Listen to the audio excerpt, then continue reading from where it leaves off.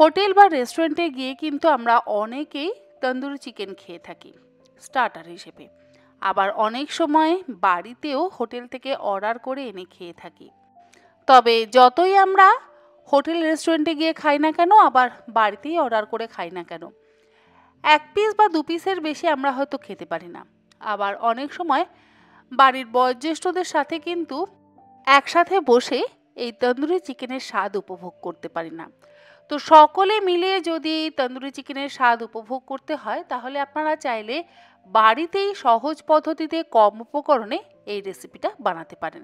তার জন্য একটা বড় পাত্রের মধ্যে নিয়ে নিলাম 5 টেবিল চামচ পরিমাণে সর্ষের তেল। তার মধ্যে দিয়ে দিলাম 1.5 টেবিল চামচ পরিমাণে কাশ্মীরি লঙ্কার গুঁড়ো, 2 টেবিল চামচ পরিমাণে পেঁয়াজ বাটা, 1.5 টেবিল চামচ পরিমাণে আদা রসুন বাটা।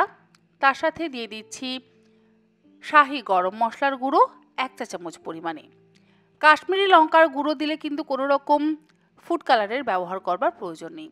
হাফ চা চামচ দিলাম হলুদ গুঁড়ো, 2 চা চামচ দিয়ে দিলাম জিরে গুঁড়ো, 2 চা চামচ পরিমাণে দিয়ে দিলাম ধনে গুঁড়ো, 1 চা চামচ দিয়ে দিলাম গোলমরিচের গুঁড়ো, 1.5 টেবিল চামচ পরিমাণে কসুরি মেথি ড্রাই রোস্ট করে নিয়ে সেটা হাতের মধ্যে নিয়ে গুঁড়ো করে এই মশলার মধ্যে দিয়ে দিচ্ছি।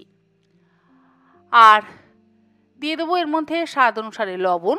লবণটা আপনারা অবশ্যই নিজেদের স্বাদ অনুসারে ব্যবহার করবেন।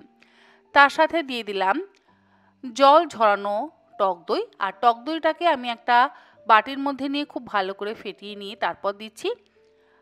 হাফ কাপ পরিমাণে জল ঝরানো টক দই দিয়ে এবারে একসাথে ভালো করে মিশিয়ে নিচ্ছি। এরপরে এর মধ্যে ব্যবহার করব রোস্টেড বেসন। 1.5 টেবিল চামচ পরিমাণে বেসন ফ্রাই প্যানের মধ্যে নিয়ে ড্রাই রোস্ট করে তারপরে সেটাকে এই মশলার মধ্যে মিশিয়ে দিচ্ছি। এতে কি হবে, বাইন্ডিংয়ের কাজ হবে। আর অনেকেই হয়তো জানতে চাইবেন যে দিদি বেসনের বদলে কি ছাতু ব্যবহার করা যায়? আপনারা চাইলে অবশ্যই ছাতুর ব্যবহার করতেই পারেন, তবে আমি বলবো ছাতুর ব্যবহার না করে সামান্য একটু বেসন ব্যবহার করবেন, দেখবেন স্বাদ বেশি ভালো হবে। এক্ষেত্রে একটা কথা বলি, অনেকেই অনেক সময় আমার অনেক রান্নার রেসিপিতে জানতে চান যে দিদি বাড়িতে এই উপকরণটা নেই, তাহলে কি ওই উপকরণটা ব্যবহার করব? আমার বাড়ির মানুষজনরা এই জিনিসটা রান্নায় ব্যবহার করলে রান্নাটা খেতে চান না, তাহলে কি আমি অন্য জিনিস দিয়ে রান্নাটা করব? আপনারা চাইলে অবশ্যই করতে পারেন, কিন্তু আমি যে উপকরণ দিয়ে রান্নাটা করি সেই উপকরণগুলো যদি আপনারা একটাও বাদ দিয়ে দেন, তাহলে রান্নার স্বাদ কিন্তু অবশ্যই একটু পরিবর্তন হয়ে যাবে। যাই হোক, আমি মশলাটা খুব ভালো করে মিশিয়ে নেওয়ার পর এবারে চিকেনের টুকরোগুলো এই মশলার মধ্যে দিয়ে খুব ভালো করে মশলা দিয়ে চিকেনের টুকরোগুলোকে মাখিয়ে নেব। আর শুরুতেই আমি লেগ পিসগুলোর গায়ে ছুরি দিয়ে কাট লাগিয়ে নিয়েছি। যেহেতু পিসগুলো বড় বড় রেখেছি আর তন্দুরি চিকেনে অবশ্যই একটু বড় বড় পিসই ব্যবহার করতে হয়, তাই প্রত্যেকটা পিসের গায়ে একটা বা দুটো করে কিন্তু কাট লাগিয়ে নিয়েছি। আর লেগ পিসে একটু বেশি করে কাট লাগিয়ে নিয়েছি, যাতে সমস্ত মশলা সুন্দরভাবে মাংসের ভেতরে ঢুকে যায়। মশলা যদি না ঢোকে তাহলে কিন্তু স্বাদ ভালো হবে না। খুব ভালো করে মেখে নেওয়ার পর ঢাকা দিয়ে আমি 1 ঘন্টা নর্মাল টেম্পারেচারে রেখে দেব। যদি আপনারা বেশি সময় ধরে রাখতে চান তাহলে অবশ্যই নর্মাল ফ্রিজে কিন্তু রাখবেন, মানে ওভারনাইটও আপনারা চাইলে ম্যারিনেট করে রাখতে পারেন, আবার চাইলে 6 থেকে 7 ঘন্টাও ম্যারিনেট করে রাখতে পারেন, কিন্তু সেক্ষেত্রে আপনারা নর্মাল ফ্রিজে ঢাকা দিয়ে রেখে দেবেন। এবারে 1 ঘন্টা পর আমি তন্দুরি চিকেনগুলো বানাবার জন্য ফ্রাই প্যানের মধ্যে কোনো রকম কিন্তু আর তেলের ব্যবহার করছি না, ডিরেক্ট ম্যারিনেট করে রাখা মাংসের টুকরোগুলো ফ্রাই প্যানের ওপরে দিয়ে দিচ্ছি।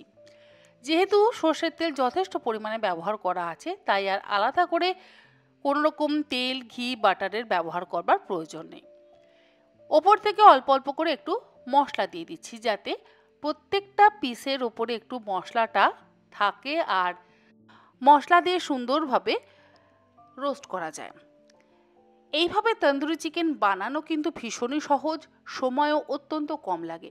বাড়িতে যদি কোনো অতিথি আসেন তাহলে আপনারা আগে থাকতে এইভাবে ম্যারিনেট করে নর্মাল ফ্রিজে রেখে দেবেন। গেস্ট আসার আধ ঘন্টা আগে কিন্তু আপনারা অবশ্যই তন্দুরি চিকেন সহজেই বানিয়ে নিতে পারবেন। এক পিঠ মিনিট 5 লো ফ্লেমে সেঁকে নেওয়া হয়ে গেলে অন্য পিঠ উল্টে দিচ্ছি। আর দেখুন মশলাটা কি সুন্দর গায়ে লেগে লেগে আছে। এমনিতেই টক দই ব্যবহার করলে চিকেন থেকে যথেষ্ট পরিমাণে তেল রিলিজ করে, আর আমি একটু চর্বি সমেত চিকেন ব্যবহার করেছি, সেই জন্য কিন্তু পিস থেকেও বেশ যথেষ্ট পরিমাণে তেল রিলিজ করছে। আর সর্ষের তেল তো অবশ্যই ব্যবহার করেছি। একটা সাইড 5 মিনিট করে লো ফ্লেমে আমরা সেঁকে নিচ্ছি। ঠিক এই রকমভাবেই কিন্তু আপনারা মাইক্রোওভেনও করতে পারেন, তবে মাইক্রো মোডেও নয়, কনভেকশন মোডেও নয়, মাইক্রো প্লাস গ্রিল যে মোডটা থাকে সেই মোডে আপনারা গ্রিল চিকেন বা তন্দুরি চিকেন বানিয়ে নিতে পারেন। মাইক্রো মোডে করলে কি হয়, ভেতর থেকে না ব্লাডগুলো কিন্তু ধীরে ধীরে বেরোতে শুরু করে, আর ব্লাডগুলো যদি বেরোতে শুরু করে তাহলে দেখবেন ভীষণ ময়লা হয়ে যায়। একটা সাইড ভালো করে রোস্ট করে নেওয়া হয়ে যাওয়ার পর অন্য সাইড আমি উল্টে দিচ্ছি। এই একই রকমভাবে 2-3 বার লো ফ্লেমে উল্টে পাল্টে খুব ভালো করে আমাদের সেঁকে নিতে হবে। আর যদি আপনারা স্মোকি ফ্লেভার দিতে চান তাহলে একটা চারকোল ভালো করে পুড়িয়ে নিয়ে সেই চারকোল একটা বাটির মধ্যে করে নিয়ে চারকোলের ওপরে একটা লবঙ্গ আর অল্প একটু তেল বা ঘি দিয়ে এই ফ্রাই প্যানের মধ্যে রেখে দিয়ে ঢাকা দিয়ে কিছুক্ষণ রেখে দেবেন, দেখবেন সুন্দর একটা স্মোকি ফ্লেভার কিন্তু তৈরি হয়ে যায়। অনেকেই আমার থেকে জানতে চান যে চারকোল কোথায় পাওয়া যায়। যে সমস্ত দোকানে কয়লা কিনতে পাওয়া যায় সেই সমস্ত দোকানে কিন্তু চারকোল কিনতে পাওয়া যায়, আবার দশকর্মা ভাণ্ডারেও কিন্তু চারকোল কিনতে পাওয়া যায়। যাই হোক, আজকে মোটামুটি ডিটেলে অনেকটা কিছু বলে দিলাম। আর দেখুন আমার তন্দুরি চিকেনও কিন্তু একদম রেডি।